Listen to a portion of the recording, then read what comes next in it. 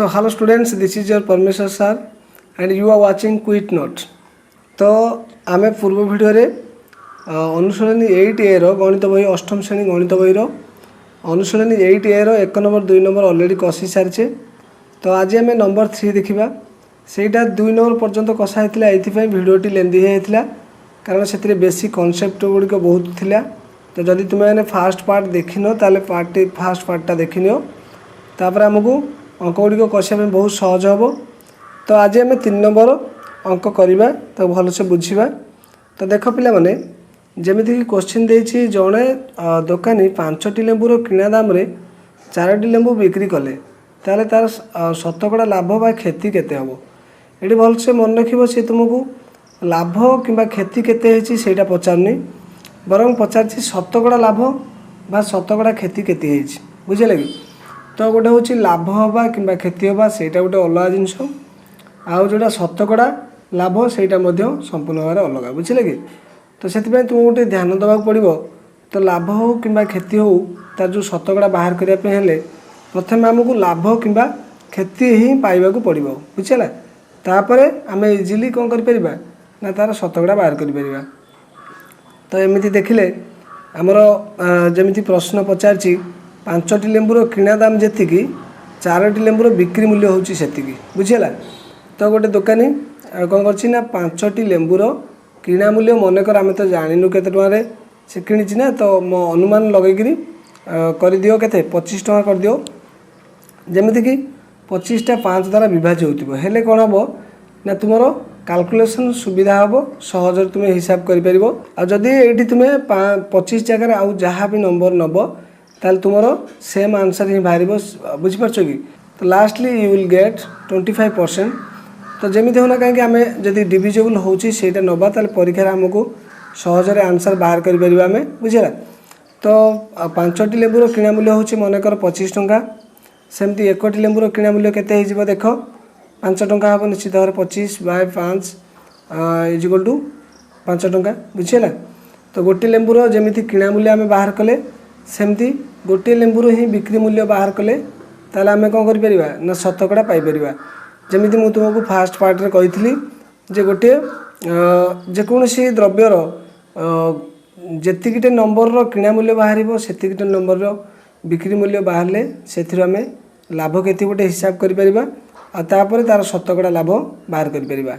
सेथिबाय जदि गोटे लेंबुर किणा मूल्य तुमरो होची 5 टंका आ तापर प्रश्न आउथरे भी कहिची तो से 4टी लेंबू को से बिक्री मूल्य माने बिक्री मूल्य जो रही 4टी लेंबूर से किणा मूल्य सहित सामान बुझे कि। तो अर्थ एमती बुझे गले 5टी लेंबूर किणा मूल्य होची 25 टंका सेमती 4टी लेंबूर बिक्री मूल्य भी होची 25 टंका बुझिपार। तो जेहेतु 4टी लेंबूर बिक्री मूल्य होची 25 टंका सेमती गोटे लेंबूर जब आम हिसाब करवा ताले केते टंका पड़ो गोटाक 25/4 बुझेला। तो हो गला 6 आपको जब एमती काटब देख पे मैंने ये भलसे लक्ष्य कर मुझे डायरेक्टली ये पॉइंट दे करदे तुम मैंने जमीती ये अच्छी 25 तो आम दे 4 शो हो 24 बुझेगा। तो ए 24 जावापर आउ के 1 रहा 1 रही तो आमर से हरणटा सरी जाऊँगा भाग शेष 1 रोचे। तो जब गोटे पॉइंट देदेव से 1टा कौन हो ना 10 हो माने 1 पर गोटे 0 आसीज तो सीटा 10 हो बुझेगा। तो सेमती 4 दूने देल 8 तो 10 रु 8 गले आउ रहा 2 तो 2 रे ऑटोमेटिक आउ गोटे 0 पलि आसो बुझे कि प्रत्येक स्टेप रे गोटे लेखा 0 आसो। तो 2 0 हेले 20 तो 4 5 जो 4 5 देदेल 20 बुझेगा। तो एमती तुम्हें दशमिक बाहर कर तुम्हें जदि चाहूब ताकू हरिकी बाहर करने तुम्हें साइड रे हरिकी भी बाहर कर। तो यहाँ हूँ माने इजीएस्ट वे जोटा कि तुम्हें मन रखा सुविधा हम बुझे कि। एमती देख 400 हो 24 तो 25 रु 24 गले आउ रहा 1 बुझेगा। तो ये आम गोटे दशमिक देले ये आस 0 बोले 10 हो 4 दूने देले 8 आउ रहा 2 ऑटोमेटिक से 20 हो। तुम्हें समस्ते दशमिक हरण माने गोटे भग्न संख्या को केमी दशमिक प्रकाश करती से तुम्हें जानी बुझेगा कि। तो ये आम देदेव 4 5 20 बुझेगा। तो एमती आमर ये 6.25 आसीगला कोड़ा माने the selling price of one lemon गोटे लेंबूर बिक्री मूल्य पड़े आसला 6.25 बुझेगा। तो लाभ केते हम ये लाभ जो आम परसेंट बाहर करवा सेटा आमर जदि 5टा लेंबूर किणा मूल्य बाहर करके 5टी मूल्य माने लेंबूर बिक्री मूल्य भी जदि बाहर करिपरिबा ताहले से परसेंट एका आसीबो। मु तुमको आउ थरे आउ गोटे पेज रे कसिटी देखै दउची बुझिले कि जेमती गोटे किणा मूल्य जेतिकिटार नब बिक्री मूल्य मध्य सेतिकिटार नब नेले जाइए परसेंट तुमर ठीक बारिबो बा एटा ही तार परसेंट बाहर फर्मुला बुझिले कि। तो एबे आमे देख लाभ केते आमे लाभ कहार देखुचु ना गोटे लेंबू उपर आमे हिसाब करचु कहीं ये आमर गोटे किणा मूल्य देछि आ गोटे बिक्री मूल्य मु जेमिति कहली किणा मूल्य बिक्री मूल्य जेमिति गोटे बा जेकोसी सेम नंबर ऑफ माने ऑब्जेक्ट्स हवा दरकार। तो से हिसाब रे आमे एठी देखिबा केते 6 टंका 25 पैसा सेथिरु आमे 5 टंका फेडले एटा भी गोटे बिक्री मूल्य गोटे क्रय मूल्य बुझेला। तो 5 टंका जो फेरले आम रहा के आउ टंकाई 25 पैसा भल से देख। तो टंकाई 25 पैसा जोड़ा रहा सेटा हूँ लाभ। तो ये जो लाभटा प्रकृत में हूँ गोटे लेंबू उपर आम हिसाब करें बुझेगा कि गोटे लेंबू उपर हिसाब कर कि 4टा कि 5टा लेंबू उपर मुझे आगू गोटे आउ गोटे हिसाब कर तुमको देखईदेवी जे जितेबाला सेम नंबर ऑफ ऑब्जेक्ट्स हुए ताहले से कौन हुए ना परसेंटा सब सामान रुहे बुझे कि। तो आम गोटे गोटे हिसाब करें। तो ये गोटे हिसाब से आम जापारे जे 1.25 टंका कौन है माने लाभ हो बुझेगा। तो जदि लाभ होती ताहले आम कौन करवा ना से लाभटा को ऊपर लिखा बुझेगा कि ताहले तले लिखा क्रय मूल्य सब पे जानी लाभ क्षतिर हिसाब बा परसेंट बाहर कला बेले क्रय मूल्य सब माने हर रुहे। तो 1.25 हूँ लाभ बाय हूँ आम क्रय मूल्य हूँ 5 तक पकेबा इंटू 100 बुझे कि। तो हेले आमर केते जाउची देखो यही 100टा को एथि गुणी दियो 100टा को जदि गुणिब तुम डेसिमाल पॉइंट कौन कर ना 2 स्टेप फॉरवर्ड आगू को जीव। तो decimal point now goes 2 step forward means here is the decimal point okay. तो ये तुम डेसिमाल पॉइंट अच्छी से आम लिखानी। तो यार अर्थ होगा केते 125 होगा if we multiply 100 with 1.25 okay. तो जदि आम 1.25 रे 100 मल्टीप्लाई करवा ताहले सेटा हमर आंसर पड़े आसला केते 125। तो जेहेतु 5 थिला कोटी माने हर रे तो ताकू सेमती 5 रखिया दियो। तो एमिति केते बाहर पेला हमर आंसर काटी देला परे 5 दुने होची 10। तो आउ रहिला एठी 2 2 आसला परे एठी हला 25। तो आमे देले 5 5 25 बुझला। तो एमिति हमर आंसर बाहरची 25% बुझला। तो पिला माने जदि तुमे एठी गोटे प्रश्न उठेबो जे 5टी लेंबूर किणा मूल्य जदि ऊपर जदि आमे हिसाब कले सेमती 5टी लेंबूर बिक्री मूल्य ऊपर हिसाब करी ही थांता कि तो एकदम हेई पारथांता बुझला। आ जदि 4टी लेंबूर आ जदि 4टी लेंबूर बिक्री मूल्य ऊपर देछि ताल तुमे 4टी लेंबूर किणा मूल्य मध्य बाहर करके हिसाब करि परियो बुझला। तो केमिति हिसाब होछि देखो। तो पिला माने एठी टिके भल से लक्ष्य करो 5टी लेंबूर किणा मूल्य है 25 टंका गोटे लेंबूर किणा मूल्य होछि 5 टंका। जदि आम 4टी लेंबूर किणा मूल्य बाहर करवा ताल केते टंका हबो 20 टंका हबो ना नहीं। एथर बुझी पारथिबो जे गोटे लेंबूर मूल्य होछि 5 टंका सेमती 4टा लेंबूर किणा मूल्य हो 20 टंका एथर बुझी पाइल ना नहीं। तो ये गोटे प्रकार हिसाब कले आम जापर जे बर्तमान आमर 4टी लेंबूर किणा मूल्य बाहर आउ 4टी लेंबूर बिक्री मूल्य अच्छे। ये देख यहाँ हूँ 4टी लेंबूर बिक्री मूल्य यहाँ है 4टी लेंबूर किणा मूल्य। तो ये प्रकार भी तुम्हें परसेंट काढ़ी पार। तो आम जदि देखा बर्तमान लाभ केते टंका है देख। तो लाभ एमती के माने बिक्री मूल्य होती 4टार 25 टंका आउ किणा मूल्य होती 4टार 20 टंका। तो आमर एमती ओभरऑल लाभ केते पड़े आसो जदि आम केते 4टार किणा मूल्य और 4टार बिक्री मूल्य हिसाब देखा ताले आमर लाभ केते आसो ना 25 टंका माइनस 20 टंका इजिकल टू केते हूँ आमर 5 टंका बुझेगा। तो ये जो 5 टंका आसला यहाँ हूँ माने जो लाभ होती केते टंका उपरे ना 20 टंका को जिते आम बेस नहीं बा 4टी लेंबूर किणा मूल्य जिते 20 टंका नहीं से हिसाब से 5 टंका लाभ होती बुझेगा। तो सेमिति भी आम जब परसेंट बाहर करा देखा केते हूँ लाभ हूँ 5 टंका सेटा को आम ऊपर रखा ये आम शतकड़ा लाभ लिखिपर। देख 5 टंका ऊपर रहा तले आमको बेस लिखा पड़ो। तो ये जो 20 लिखिली आठी जो मुझे 5 लिखी पे कन्फर्म माने जो भलसे बुझे चेष्टा कर। तो ये 5 लिखार अर्थ हूँ जितेबाला मु लाभ बाहर करी से गोटे लेंबू पर मुझे हिसाब करी गोटे लेंबूर किणा मूल्य गोटे लेंबूर बिक्री मूल्य। तो यहीटा को जो हिसाब करी मोर लाभ बाहर 1.25 से मत किणा मूल्य रखा पड़ूला 5 बुझेगा। तो किंतु एठी जो आमर लाभ क्षतिर हिसाबटा आम करा चाहिए से 4टा लेंबूर किणा मूल्य 4टा लेंबूर बिक्री मूल्य हिसाब से आम हिसाब करूँ। से 4टा मूल्यर जो किणा मूल्य 20 आम तो लाभ एमती बाहर पिला 20 टंका ये हूँ 25 टंका हेल्ले लाभ हूँ 5 टंका। ताले तले आमर माने जो हर लेखा हे से लेखा हे ना बेस भैल्यू लेखा हे जोटा कि आमर क्रय मूल्य ऑफ जोटा कॉस्ट प्राइस ऑफ 4 लेमन्स बुझेगा। 4टा लेंबूर किणा मूल्य है 20 टंका से आम लिखले इंटू करवा केते 100। तो ये आमको कौन मिला देख 25 जा 20 पंचा हूँ 100 5 पंचा 25 बुझेगा पिला माने। तो ये तुम लक्ष्य कर माने से 25% ही बाहर ये जमी 25% बाहर आगुरी। तो ये सेमती 25% बाहर बुझेगा। तेणु किसी डिफरेंट आसबनी। तेणु तुम्हें जेकोसी सेम करने को चेष्टा कर सब माने जितकीटार किणा मूल्य बाहर कर बिक्री मूल्य बाहर ले जाकि तुम्हें शतकड़ा पाइपर बुझेगा। तो ये थिला माने गोटे अभ्यास करने तुमको बारंबार टी प्राक्ट करा पड़ो। मोर दरकार ना जे तुम मानक सब बुझेबार तुम्हें निश्चित जदि गोटे फंडा क्लीयर हो गल गोटे बेसिक क्लीयर हो गल ताल निश्चित भाव देखो जिते गुड़ा अंक अच्छी तुम्हें निज तरफ निज ब्रेन खटई कर बुझेगा। Let's go forward. तो पिला माने एबे आमे 4 नंबर देखिबा। 4 नंबर क्वेश्चन देछि 4 टंकार 5टी कमला किणी 5 टंकार 4टी कमला बिक्री कले शतकड़ा केते लाभ बा क्षति हम निर्णय कर। तो ये आमको गोटे कॉन्सेप्ट बुझा पड़ो जे जमी मुझे तुमको पूर्व कही आसूची कि जेतिकीटार किणा मूल्य बाहर कर बिक्री मूल्य निहाती बाहर करा पड़ो।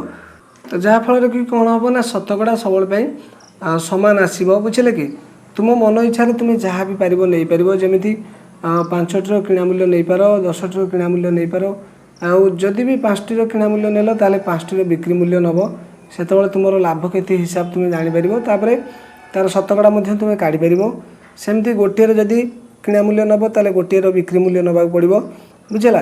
तो एमती मुझे तुम गोटे हिसाब कर देख जो जमीक कही कौन 4 टंकार 5टा कमला किणा माने बुझा पड़ू आमको 5टी कमलार क्रय मूल्य हूँ 4 टंका बुझे कि आउ सेमती बिक्री कौन केमती ना 5 टंकार 4टी कमला बिक्री होने एमती बुझा पड़ो 4टी कमलार बिक्री मूल्य हूँ 5 टंका। ये तो बुझीपार। तो एमती जब 5टी कमलार किणा मूल्य मुझे कहली मुझे गोटे बाहर करी माने गोटे किणा मूल्य आ गोटे बिक्री मूल्य नहीं करी मोर परसेंट जहाँ भी बाहर तुम्हें जदि 5टार कि 4टार भी नब ताले तुमर परसेंट से बाहर करके देखिपार आमको करके देखदेवी देख। तो 5टी कमलार किणा मूल्य जब 4 टंका है ताले मु गोटे हिसाब करी। तो गोटे कमलार किणा मूल्य केते हबो ना 4/5 हबो। एटा तो ओबियसली तुम बुझीपार। या जदि आम डेसिमाल करवा दशमिक करवा गोटे भग्न संख्या को ताले केमिति करवा देख ये अच्छी के 4 अच्छे ऊपर 5 ठार तो सान। तो गोटे कम कर 0.0 दे दियो देलापर से कौन हो 40 हो बुझेगा। तो 40 होगाला आम देदेवा सीधा सड़क 5 40। तो यहाँ दशमिक प्रकाश होगा। तो ये टंका माने जोटा कि 80 पैसा आम कहूँ है एतिक टंकार कौन है गोटे कमलार किणा मूल्य पड़ला 0.8 ताने 80 भी हो पार 80 पैसा बुझेगा। तो सेमती 4टी कमलार बिक्री मूल्य माने प्रश्न आमको आउ थे भी कही 4टी कमलार बिक्री मूल्य हूँ से 5 टंका बुझेगा। तो आम एमती भी कर गोटे कमलार बिक्री मूल्य केते होची। तो गोटे कमलार बिक्री मूल्य केते होची देख नियो 5/4। सेमती आपको दशमिक करने तुम्हें बाहर जदि नहीं कि हरी कर बेटर जदि भी एमती तुम्हें लक्ष्य कर ये भी छाए छाए तुम्हें कर देख जमी कर 4 के देली प्रथम 4 एठू 4 माने बाहर गला बा सबट्राक्ट बा फेड़ा हो गला आउ रहा 1 बुझेगा। तो ये जो 1 अच्छी एठी तो तापर तुम कौन कल माने गोटे पॉइंट देल से 1टा कौन है 10 हो गला तापर देल 4 दूने 8 बुझेगा। तो 10 रू जब 8 पड़ेगा आउ रहा 2 से 2 रे पुणी थे आउ गोटे 0 अटाच हो कहीं यहाँ दशमिक बिंदु तुम्हें थे दे सार। ମାନେ ଦେଇଛ ଯେହେତୁ ସେଇଟା କେତେ ହେଇଗଲା 20 ହେଇଗଲା। ତାପରେ ତୁମେ 4 5 ଯା 20 ଦେଇଦେଲ, ଅର୍ଥ 4 5 20 ଦେଇଦେଲ, ବୁଝିଲା। ତ ଏମିତିରେ ଆମର ଗୋଟିଏର କ୍ରୟ ମୂଲ୍ୟ ଆଉ ଗୋଟିଏର ବିକ୍ରି ମୂଲ୍ୟ ମୁଁ ବାହାର କରିସାରିଛି। ତ ଏମିତିରେ ଲାଭ କେତେ ହେବ ଆମେ ଜାଣିବା କେମିତି ନା ବିକ୍ରି ମୂଲ୍ୟରୁ କ୍ରୟ ମୂଲ୍ୟଟା ଫେଡ଼ିବା, ହେଲା କି। ତ ବିକ୍ରି ମୂଲ୍ୟରୁ କ୍ରୟ ମୂଲ୍ୟ ଫେଡ଼ିଲେ କେତେ ହେଉଛି 1.25 ମାଇନସ୍ 0.80। ତ ପିଲାମାନେ ଡେସିମାଲ୍ କହିଲା ପରେ ଏଇଠି 1.25 କହିବନି, ଭୁଲ ହେଇଯିବ, ବା 80 କହିବନି, ବୁଝିଲେ କି। ପଏଣ୍ଟ ପରେ ଯେଉଁଟା ସବୁ ଥାଏ ତାକୁ ଏମିତି ପଢ଼ାଯାଏ 1.25। ଏଗୁଡ଼ା ଯାହା ବି ଥିବ ତାକୁ ଡିଜିଟ୍ ୱାଇଜ୍ ପଢ଼ିବ, ବୁଝିଲା, ବା ଅଙ୍କ ହିସାବରେ ପଢ଼ିବ। ତ ଏଠି 1.25 ମାଇନସ୍ 0.80, ତାହେଲେ କେତେ ହେଇଗଲା ଦେଖ, 5ରୁ 0 ଗଲେ 5, ଏଠି ସବଷ୍ଟ୍ରାକ୍ଟ କରିଦେବ, 12ରୁ 8 ଗଲେ 4। ତ ଏମିତିରେ ଏଠି କେତେ ହେଇଯାଉଛି 0.45। ତ 0.45 ହେଉଛି ଲାଭ। ଏବେ ଆମକୁ ବାହାର କରିବାକୁ ପଡ଼ିବ ଲାଭର ଶତକଡ଼ା।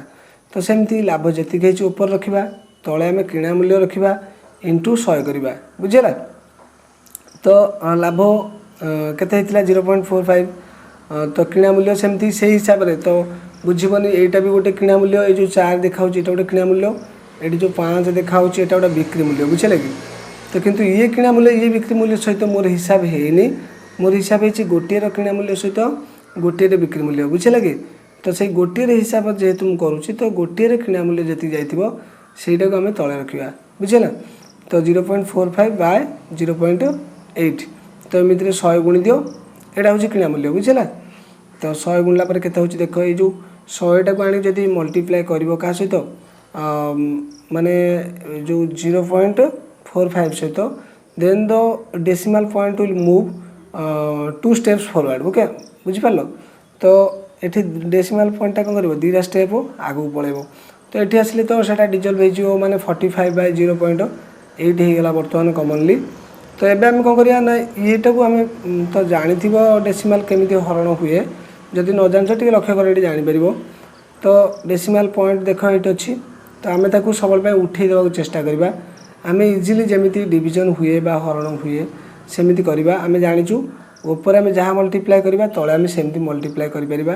ତ ଯେହେତୁ ଏଇଟା ଡେସିମାଲ୍ ପଏଣ୍ଟ ପରେ ଗୋଟିଏ ଡିଜିଟ୍ ଅଛି ବା ଗୋଟିଏ ଅଙ୍କ ଅଛି, ସେଥିପାଇଁ ଆମକୁ 10 ମଲ୍ଟିପ୍ଲାଏ ମାନେ କରିବାକୁ ପଡ଼ିବ, ଅର୍ଥାତ୍ 10 ଗୁଣିବାକୁ ପଡ଼ିବ। ତ ଏମିତି ତୁମେ ବୁଝ, ଏଇ ଡେସିମାଲ୍ ପଏଣ୍ଟକୁ ତୁମେ ତଳେ ଯେତେଟା ଆଗକୁ ଘୁଞ୍ଚେଇବ ବା ପଛକୁ ଘୁଞ୍ଚେଇବ, ସେମିତି ଉପରେ ମଧ୍ୟ ଡେସିମାଲ୍ ପଏଣ୍ଟ ଯଦି ଆଗ ପଛ ସେମ୍ ମାନେ ନମ୍ବର ଅଫ୍ ଟାଇମ୍ସ ଯଦି ତୁମେ ମୁଭ୍ କରିଦେଲ, ତାହେଲେ ସେଇଟା କ'ଣ ହେବ ମାନେ ସେମ୍ ରହିବ, ବୁଝିଲା କି। ତ ଏମିତିରେ ମୁଁ ଘୁଞ୍ଚେଇଛି, ଭଲସେ ଲକ୍ଷ୍ୟ କର। ଏଇଠି 0.8 ଥିଲା, ମୁଁ ପଏଣ୍ଟଟାକୁ ଆଗକୁ ଗୋଟେ ଷ୍ଟେପ୍ ନେଇଯାଇଛି, ନେବା ଫଳରେ ଏଇଟା 8 ହେଇଗଲା। ପଏଣ୍ଟ ତ ଆଉ ମାନେ ଡେସିମାଲ୍ ପଏଣ୍ଟଟା ରାଇଟ୍ ହ୍ୟାଣ୍ଡ ସାଇଡ଼୍ରେ ରହେ ନାହିଁ ବା ଦକ୍ଷିଣ ପାର୍ଶ୍ୱ ରହେ ନାହିଁ, ସେଥିପାଇଁ ସେଇଟା କ'ଣ ହେଲା ଡିଜଲ୍ଭ ହେଇଗଲା। ତ ଯେହେତୁ ମୁଁ ଏଇଟାକୁ ଗୋଟେ ଷ୍ଟେପ୍ ଫରୱାର୍ଡ଼ ନେଲି, ତ I have to take the decimal point 1 step forward in upper case or in ଯେଉଁଟା ନ୍ୟୁମରେଟର୍ କହୁଛୁ, ବା ଆମେ ତାକୁ ଭଗ୍ନାଂଶରେ ଏଇଟା ହେଉଛି ଲବ, ଲବରେ ମଧ୍ୟ ଗୋଟେ ଷ୍ଟେପ୍ ଘୁଞ୍ଚିବାକୁ ପଡ଼ିବ। ତ ଘୁଞ୍ଚେଇଲେ କେତେ ହେଇଗଲା, କେତେ ହେଇଯିବ ଦେଖ ଭଲସେ 4 5। ତ ଏଠି ଡେସିମାଲ୍ ପଏଣ୍ଟକୁ ଯଦି ମୁଭ୍ କଲା 0 ଆସିଯିବ, ବୁଝିଲା। ଏଇଠି ତ ପଏଣ୍ଟ ଅଛି ନା, ଯାହାର ପଏଣ୍ଟ କିଛି ନଥାଏ ତାର ପଏଣ୍ଟଟା ସବୁବେଳେ ପାଇଁ ଏକକ ସ୍ଥାନ ପରେ ଯେଉଁ ପ୍ଲେସ୍ଟା ଥାଏ ସେଇଠି ସବୁ ଡେସିମାଲ୍ ପଏଣ୍ଟ ଥାଏ। ତ ଇଏ ଗୋଟେ ଡେସିମାଲ୍ ପଏଣ୍ଟ ଯଦି ଆଗକୁ ମୁଭ୍ କରିବ ତାହେଲେ କେତେ ହେଇଯିବ 0 ହେଇଯିବ ନା ନାହିଁ। ଆଉ ଗୋଟେ ଆଗକୁ ମୁଭ୍ କଲେ 0 ହେଇଗଲା, ତାହେଲେ 450 ବାଇ 8। ତ ଆକୁ ଯଦି ଆମେ ଡିଭାଇଡ଼ କରିବା, ଦେଖ ଏଇଠି 8 ପଞ୍ଚା ହେଉଛି 40, ବୁଝିଲା। ଫାର୍ଷ୍ଟ ଅଫ୍ ଅଲ୍ 8 ପଞ୍ଚା ହେଉଛି 40। ତ 40 ହେଲେ ଏଠି ତ 45 ଥିଲା ନା, ତ ଆଉ 5 ରହିଲା ରିମାଇଣ୍ଡର, ସେ 5 ଯିବ ଆ ପାଖକୁ, ହେଲା କେତେ 50। ତ 8 ଦେଲ 48, ତ 50ରୁ ଯଦି 48 ଗଲା ରହିଲା 2, ତ 2 ତ ଆଉ ଡିଭାଇଡ଼ କରିପାରିବନି ନା, ସେତେବେଳେ ଗୋଟେ ଡେସିମାଲ୍ ପଏଣ୍ଟ ଦେଇଦେବ। ଡେସିମାଲ୍ ପଏଣ୍ଟ ଦେଇଦେଲେ ସେ ଯେଉଁ 2ଟା ହେଇଗଲା 20। ତ ଏବେ ଆମେ ଦେଲେ 8 ଦୁନି ହେଉଛି 16, 16 ଦେଲେ 20ରୁ 16 ଗଲା ରହିଲା 4, ସିଏ ବି ପୁଣି 40 ହେଇଯିବ। ତ 8 ପଞ୍ଚା ଦେଇଦେଲ 40। ତ ଏମିତିକି 56.25 ହେଉଛି ତୁମର ପରସେଣ୍ଟ ଅଫ୍ ପ୍ରଫିଟ୍ ହେଇଛି, ବୁଝିଲା। ତ ପ୍ରଫିଟ୍ ଏଠି କାହିଁ ହେଇଛି ନା ବିକ୍ରି ମୂଲ୍ୟଟା ଦେଖ, ଗୋଟିଏ କମଳାର କ୍ରୟ ମୂଲ୍ୟ ବାହାର କଲେ, ଗୋଟିଏ କମଳାର ବିକ୍ରି ମୂଲ୍ୟ ବାହାର କଲେ, କିନ୍ତୁ ବିକ୍ରି ମୂଲ୍ୟଟା ଟିକେ ଅଧିକ ଅଛି, ମାନେ as compare to cost price, ବୁଝିଲା। ତ ଏଥିପାଇଁ ଆମେ ଇଜିଲି ବା ମାନେ without any confusion we can say there has been a profit, ବୁଝିଲା। କ'ଣ ପାଇଁ ତ ହେଲା ବୁଝିପାରୁଥିବ ପିଲାମାନେ, ଏଠି ଟିକେ ନଏଜ୍ ହେଉଛି ସେଥିପାଇଁ ସରି।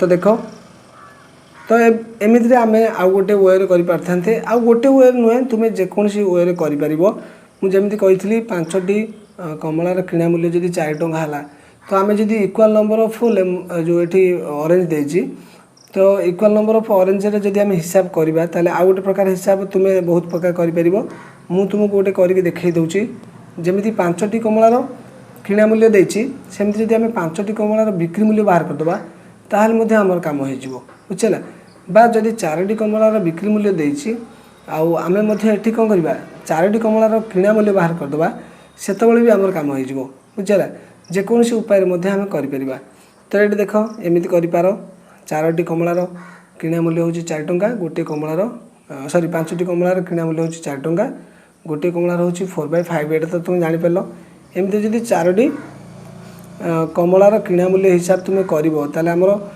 केते अच्छी गोटे रोच के 0.80 से हिसाब से 4 मल्टीप्लाई कर दियो 4 गुणी दियो 4 शून्य 0 4 अष्टा 32 रु 2 रखला 3 4 शून्य 0 से है 3 है एमती हो जाए 3 टंका 20 पैसा तो एमती 3 टंका 20 पैसा हूँ किणा मूल्य कହାର माने 4टी कमलार किणा मूल्य बाहर तो यहाँ जब है 4टी कमलार किणा मूल्य तो से हिसाब से 4टी कमलार बिक्री मूल्य हूँ के 5 टंका बुझेगा ताल आम ये लाभ के बाहर आउ थे देख आउ गोटे प्रकार जो लाभटा बाहर से के बाहर ना बिक्री मूल्य किणा मूल्य को आम फेड़ा सॉरी आगे 5 टंका दियो 5 टंकार आम फेड़ा 3 टंका 20 पैसा 3 टंका 20 पैसा तो एमती लाभ के देख 0 ये हूँ के 8 ये है 1 बुझेगा तो ये हूँ लाभ के देख ये थिला आमर बिक्री मूल्य थिला 5 टंका ताले से किणा मूल्य होगा के 3 टंका 20 पैसा तो लाभ एमती आमर बाहर पड़ा के टंकाई 80 पैसा तो एमती से हिसाब से आम करवा टंकाई 80 पैसा को ऊपर रखा जमी मुझे तुमको कही लाभ कि क्षतिर परसेंट बाहर करने आगे लाभटा ऊपर लिखा हुए तो यहाँ केते रु लाभ होइछि अर्थ किणा मूल्य से समय केते तो ये भलसे ध्यान दियो आम जो बाहर कले किणा मूल्य ना जो लाभटा बाहर कले आम कौन हिसाब कले ना 4टीर किणा मूल्य रु 4टीर बिक्री मूल्य ये 4टीर किणा मूल्य 4टीर बिक्री मूल्य जहाँ थी से हिसाब कर लाभटा पाइछु तो से हिसाब से 4टीर किणा मूल्य भी आमको तौक रखा पड़ो बुझेगा 4टीर किणा मूल्य तले आम रखा के 3 टंका 20 पैसा बुझेगा तो ये है 4टीर किणा मूल्य तो से हिसाब से आम लाभ तो ऊपर रहा इंटू 100 करदे बुझेगा तो ये आम देखा के तो जमी कही ये शून्य किसी आवश्यकता ना काटी दियो आ डेसिमाल पॉइंट आग को घुंचे दियो एटा को भी घुंचे दियो बुझेगा जमी कही सुविधा हम घुंचे दियो यहाँ हो 18 ये दशमिक पॉइंट आग गोटे घुंचला यहाँ दशमिक पॉइंट आग गोटे घुंचब के 32 तादरे इंटू करवा 100 बुझेगा तो एमती काटी दियो यहाँ को 2 रे 2 नु 18 2 रे 16 2 रे काट 4 कर दियो 4 चौ 16 4 25 चौ 100 है कि एमती के 45 4 18 4 22 बाय 4 तो भैल्यू के आसला लास्टली 4 5 20 25 424 से 56.25 ओके तो देख परसेंट सब सेम आसो बुझिपाल 4टार किणा मूल्य ना मैंने 4टार बिक्री मूल्य नब ना भूल हो पुणी एकटार जब किणा मूल्य नब सेमती एकटार बिक्री मूल्य रमती तुम्हें 5टार अलग अलग डिफरेन्ट नहीं पार 5टा कमलार जमी किणा मूल्य देती 4 टंका सेमती 5टार बिक्री मूल्य बाहर कर बुझेगा कि तो एमती कर सारापर तुम परसेंट देखो सब सेम रहा बुझेगा तो ये थिला 4 नंबर तो नेक्स्ट पेज आम कर 5 नंबर तो पिला माने एबे आम करवा नंबर 5 आंब कोड़ी 30 टंकार किणी डजन 24 टंकार बिकिले शतकड़ा लाभ केते हम सेमती पिला माने तुम मैंने निजे कर जीटार किणा मूल्य बाहर कर सेतिकिटार बिक्री मूल्य बाहर कर ताल जाए तुम्हें परसेंटा को ठीक रे पाई परिबो परसेंट सेमती हिसाब करा जाए जेतिकिर किणा मूल्य सेतिकिर बिक्री मूल्य यहाँ को बारंबार कहवा अर्थ हो तुम सब मन रखिथो जितेबाला शतकड़ा कथा कहब से विदाउट कन्फ्यूजन माने किसी कन्फ्यूजन हमार दरकार नहीं सीधा सड़क बुझे ये जे शतकड़ा बाहर करने को अच्छी माने मो इच्छा मुझे किणा मूल्य नेबी ଯେତିକିଟାର ବିକ୍ରି ମୂଲ୍ୟ ନେବି ତାହେଲେ ମୋତେ ଶତକଡ଼ା ସେଇଆ ହିଁ ମିଳିବ। ତ ପିଲାମାନେ ଏଠି ଯେଉଁ ଆମ୍ବ କୋଡ଼ି 30 ଟଙ୍କାରେ କିଣିଛି ତା ଅର୍ଥ ହେଉଛି 20ଟା ଆମ୍ବର କିଣା ମୂଲ୍ୟ ହେଉଛି 30 ଟଙ୍କା, ବୁଝିଲା। 20ଟା ଆମ୍ବର କିଣା ମୂଲ୍ୟ ହେଉଛି 30 ଟଙ୍କା। ତ ସେମିତି ଗୋଟିଏ ଆମ୍ବର କିଣା ମୂଲ୍ୟ ବାହାର କରିପାରିବ। ସେମିତି 12ଟା ଆମ୍ବ ଏଠି ଯେଉଁ କହିଛି ଡଜନକୁ ହେଉଛି 24 ଟଙ୍କାରେ ବିକ୍ରି କଲେ, ତାମାନେ 12ଟି ଆମ୍ବର ବିକ୍ରି ମୂଲ୍ୟ ହେଉଛି 24 ଟଙ୍କା, ବୁଝିଲା। ଡଜନ କହିଛି ମାନେ କନଫ୍ୟୁଜନ୍ ହେବନି, ଡଜନର ଭ୍ୟାଲୁ ପକାଇଦେବ। 12ଟି ଆମ୍ବର ବିକ୍ରି ମୂଲ୍ୟ ହେଉଛି 24 ଟଙ୍କା, ବୁଝିଲା। ସେମିତି 12ଟା ଆମ୍ବର ଯଦି ବିକ୍ରି ମୂଲ୍ୟ ହେଲା 24 ଟଙ୍କା ତାହେଲେ ଗୋଟିଏ ଆମ୍ବର ବିକ୍ରି ମୂଲ୍ୟ କେତେ ହେବ? 24/12 ହେବ। 24/12 ଯେ କେତେ ହେଉଛି? 2 ଟଙ୍କା ହେଲା। ତ ସେମିତି ଏଇଥିରୁ ବୁଝିପାରୁଥିବ ମୁଁ ବର୍ତ୍ତମାନ ବାହାର କଲି ଗୋଟିଏ ଆମ୍ବର କିଣା ମୂଲ୍ୟ ଆଉ ଗୋଟିଏ ଆମ୍ବର ବିକ୍ରି ମୂଲ୍ୟ। ତ ଏଇଠି ବର୍ତ୍ତମାନ ମୋର ଯେଉଁ ଭ୍ୟାଲୁଟା ବାହାରିଲା ଯେଉଁଟା ହେଉଛି ଗୋଟେ ହେଉଛି 1.5 ବା ଯେଉଁଟା ହେଉଛି 1.5 ଯେଉଁଟା ସେ ହେଉଛି ଗୋଟିଏ ଆମ୍ବର କିଣା ମୂଲ୍ୟ, ଆଉ ଏଇ ଯେଉଁ 2 ଟଙ୍କାଟା ବାହାରିଲା ଏଇଟା ହେଉଛି ଗୋଟିଏ ଆମ୍ବର ବିକ୍ରି ମୂଲ୍ୟ। ତ ଏମିତି ଲାଭ କେତେ ହେଇଗଲା? ଯେଉଁଟା ମୁଁ 2ରୁ -1.50 କରିଛି ସେଇଟା ହେଉଛି। ତ ଟୋଟାଲ ହିସାବଟା ମୁଁ ବର୍ତ୍ତମାନ ଗୋଟିଏ ଆମ୍ବ ଉପରେ କରୁଛି, ଗୋଟିଏ ଆମ୍ବର କିଣା ମୂଲ୍ୟ ଗୋଟିଏ ଆମ୍ବର ବିକ୍ରି ମୂଲ୍ୟ। ତ ସେଥିପାଇଁ ମୋର କେତେ ଆସିଲା ଭ୍ୟାଲୁ? 0.50। ତ ଶତକଡ଼ା ଲାଭ କେତେ ହେବ? ଶତକଡ଼ା ଲାଭ ସେମିତି ଆମେ ଲାଭ ଯେହେତୁ ହେଇଛି 0.5 ତ ସେଇଟାକୁ ଆମେ ଲେଖିବା ଲବରେ ବାଏ ରଖିବା କେତେ? କିଣା ମୂଲ୍ୟ। କିଣା ମୂଲ୍ୟ ମାନେ କାହାର? ଗୋଟିଏ ଆମ୍ବର କିଣା ମୂଲ୍ୟ ରଖିବାକୁ ପଡ଼ିବ, ବୁଝିଲା। ଗୋଟିଏ ଆମ୍ବର କିଣା ମୂଲ୍ୟ ହେଲା 1.5, ସେଇଟା ଆମେ ରଖିଲେ ଇଣ୍ଟୁ 100 କଲେ ତ ଏଇଟା ଆମର ଶତକଡ଼ା ଲାଭ ବାହାରିବ। ତ ଏଇଠି ଦେଖ ପଏଣ୍ଟକୁ ଏଇଠି ଜିରୋର ଭ୍ୟାଲୁ ନାହିଁ ଆଫ୍ଟର ଡେସିମାଲ୍ ପଏଣ୍ଟ, ବୁଝିଲା। After decimal point means after the last digit of decimal number. ତ ଲାଷ୍ଟ ଡିଜିଟ୍ ହେଉଛି ଏଇଟା, ତାପରେ ତ ଜିରୋର କିଛି ଭ୍ୟାଲୁ ନାହିଁ, ତୁମେ ତ ଅଷ୍ଟମ ପଢ଼ିଲଣି ଜାଣିଥିବ। ତ ଏମିତିରେ ଏଇଟା ହେଲା 5/15, ବୁଝିପାରିଲ ନା ନାହିଁ, ଇଣ୍ଟୁ 100। ତ 5 3 ଯା 15। ତ 3ରେ ଆମେ ଯଦି ତାକୁ 100କୁ ହରିବା କେତେ ମିଳିବ? 33 ପୂର୍ଣ୍ଣକ 1 ଯୁକ୍ତକ 3। ଯଦି ସେମିତିରେ ତୁମେ ହରିବାକୁ ଚାହୁଁଛ ତାହେଲେ ଦେଖ ଏଠି କେମିତି ହେଇଛି। 3 3 ହେଉଛି 9, ଏଠି ପ୍ରକୃତରେ 10 ଅଛି। 3 3 ଦେଲ 9 ଆଉ ରହିଲା 1 ଆସିବ, ଆ ପାଖକୁ ହେଲେ 10 ହେବ। 3 3 ପୁଣି ଥରେ ଦେଲ 9, ତ ଆଉ ବଳିଲା 1। ତ ଯେଉଁଟା ବଳିଲା ସେତିକି ଡାଇରେକ୍ଟଲି ଏଇଟା ଯେହେତୁ 3ଟା ଅଛି ତଳେ ତ ଏଇଟା ତ ମାନେ ସସୀମ ନୁହଁ ନା, ଅସୀମ। ତେଣୁ ତାକୁ କ'ଣ କରିବ? ଯେଉଁ 1 ବଳିଲା ସେଇ 1/3 ଏକାଥରେ ଲେଖିଦେବ, ପରସେଣ୍ଟ ଦେଇଦେଲ, ବୁଝିପାରିଲ। ଏଇଟା ଥିଲା ମେଥଡ଼।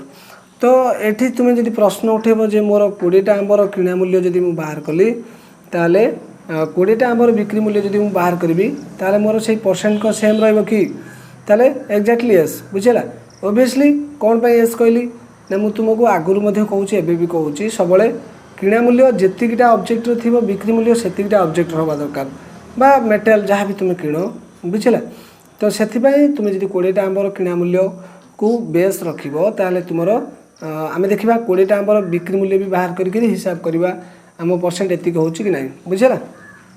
ତ ସେମିତି 20ଟା ଆମ୍ବର କିଣା ମୂଲ୍ୟ ହେଉଛି 30 ଟଙ୍କା, 12ଟା ଆମ୍ବର ବିକ୍ରି ମୂଲ୍ୟ ହେଉଛି 24 ଟଙ୍କା, ଗୋଟିଏ ଆମ୍ବର ବିକ୍ରି ମୂଲ୍ୟ ହେଉଛି 2 ଟଙ୍କା, ବୁଝିଲା।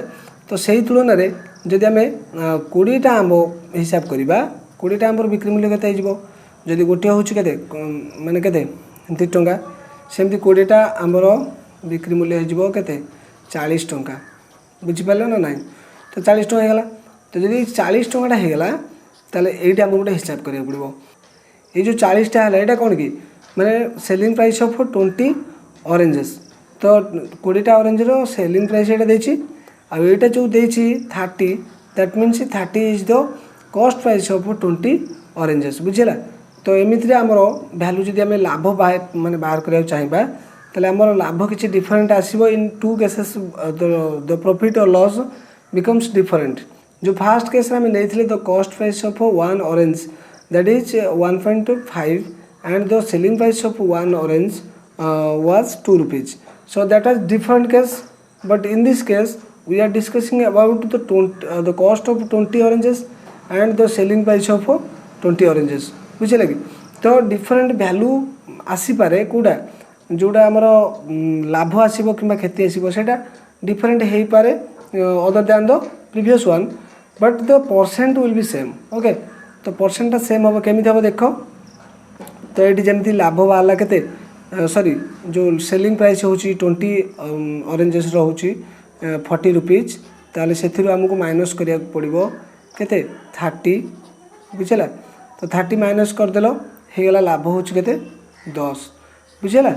ତ 10 ଲାଭ ହେଲା ଆମେ କ'ଣ କରିବା ନା ସେ 10ଟାକୁ ଉପରେ ଲେଖିବା କାହିଁକି ନା to get the percent of profit ବା ଲାଭ ପ୍ରଫିଟ୍ର परसेंट बाहर करिया गले 10 जेहेतु आम लाभ होती ताकू रखिले तो बेस बा कॉस्ट प्राइस केते थिला 30 लिखले तले इंटू करवा 100 बुझे कि तो हो सारा 0 cancel that means we have to divide 100 by 3 so will finally get the same answer that is 33 unit 1/3%।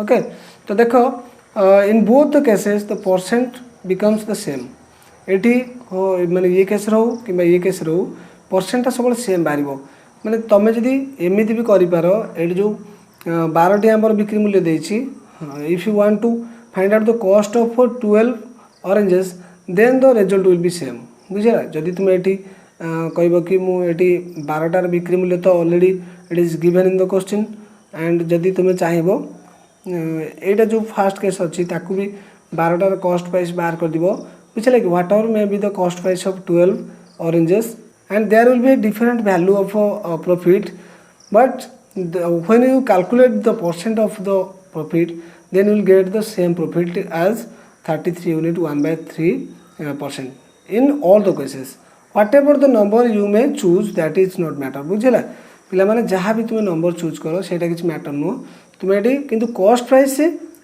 माने जेतिकीटार ऑब्जेक्टर नहींच सेलिंग प्राइस मध्य सेतिकीटा ऑब्जेक्टर नबाक पड़ो you are bound to take the same number of objects in both the cases in cost price and in selling price. Okay तो एतिक हूँ केवल कथा तो ये आम बुझीपारे जे से परसेंट काढ़ापे आमको सेम नंबर ऑफ ऑब्जेक्ट यहाँ तुम मोर गोटे छोटे मैसेज जोटा कि तुमने सब मन रखिथ कारण जिते माने कैलकुलेशन कर सबुठी इंपोर्टेंट हूँ पे कन्फ्यूजन हो जाती जे what should be taken as cost price and what should be taken as selling price तो which is to be taken कौटा नवा कॉस्ट प्राइस कौटा नवा सेलिंग प्राइस कौटा नवा तो से माने दे बिकम कन्फ्यूजन बुझे तो कन्फ्यूजन हबार किसी आवश्यकता ना कन्फ्यूज हवा दरकार ना यहाँ गोटे बारंबार भिडियोटी को देख है कि तो जहाँफल कि तुम मैंने समस्ते निजे निजे भावुँ बुझीपर आशा करुँची भिडियोटी भी तुमको आशा कर भल लगुव आदि भी भल लगी निश्चित भाव में मत गोटे कमेंट कर जनइब आउ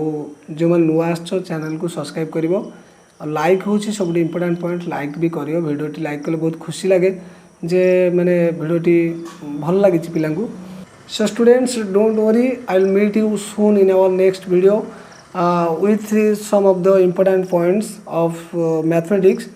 So by the way, we'll meet soon in our next video. So till then, take care of your health and your education.